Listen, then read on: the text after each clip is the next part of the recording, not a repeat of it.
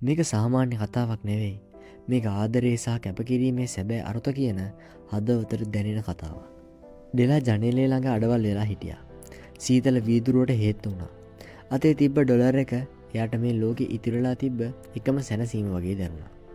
හෙට නත්තල් දවස. හැම තැනම සතුට පිරিলা. ඒත් එක ඩොලරෙන් එයාගේ ආදරණීය ජිමීට මොනවද තෑගි කරන්න පුළුවන්. මේ තරම් සරල තෑග්ගක්වත් එයාට වටින්නේ නැති වෙයිද? ඒ වේදනාව එයාගේ පපුව පිච්චුවා. ඇය නැගිටලා කණ්ණාඩිය ළඟට ගියා. එයාගේ පිටමැද්දට වැටුණු රන්වන් දිලිසෙන කොණ්ඩය දිහා බැලුවා. ඒක ජිමීගේ ඇස්වලට මුතු මැණික් වගේ ලස්සනයි. මේ තමයි මගේ නිදාණය, එයා හිතුවා. ඒක පාරටම එයාගේ මුහුණේ තීරණාත්මක ආලෝකයක් නැමුණා. බය පසුතැවිල්ල එක මොහොතකින් නැති වුණා.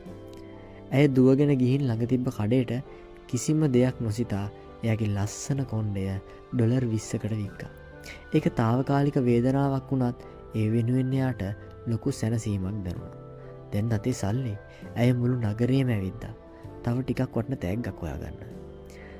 අවසානයේ එයාට හම්බ වුණේ ජිමීගේ පරණ කැඩෙන්න ඔන්න මෙන්න තියෙන සාක්කු ඔරලෝසුවට දාන්න පුළුවන් හරිම අලංකාර දම්වැලක්.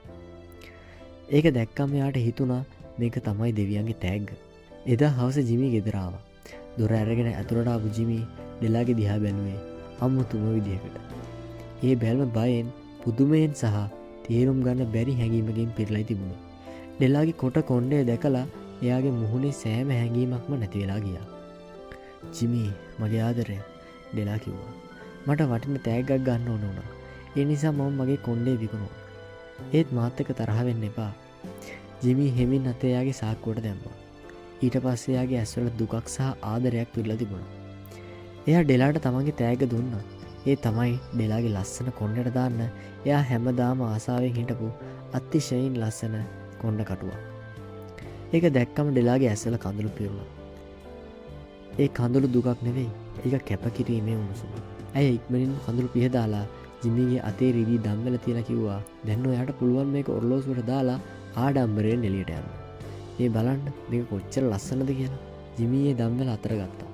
ඊට පස්සේ එයා සෙමින් hina වුණා. ඒ hinaව ඇතුලේ කඳුලක් හැංගිලා තිබුණා.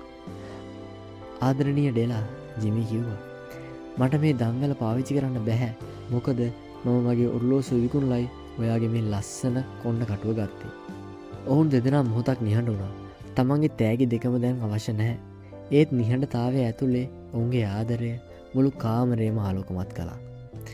එතකොට ඔවුන් තේරුම් ගත්තා ඔවුන් දෙදෙනාම ලෝකේ තියෙන වටිනම දේවල් දෙක වෙන කෙනෙක් වෙනුවෙන් කැප කරලා කියලා. ඔවුන්ගේ ආදරය.